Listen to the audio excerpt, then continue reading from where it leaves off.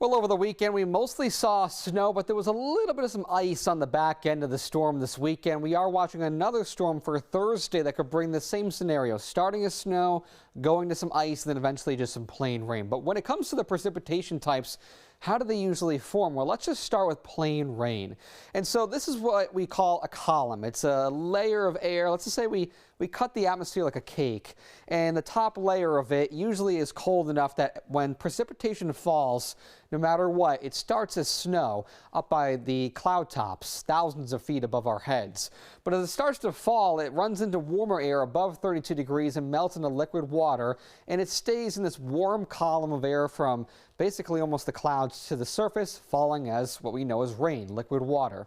When it comes to freezing rain, which we saw a little bit on Sunday morning, again, starting as snow by the clouds, it hits a warm layer, and a pretty deep warm layer of temperatures above freezing, melting it to liquid water rain. But right at the surface, temperatures fall right below 32 degrees or again below freezing, which allows that rain to freeze on contact and of course makes it very slippery, a coating of ice, and that is freezing rain.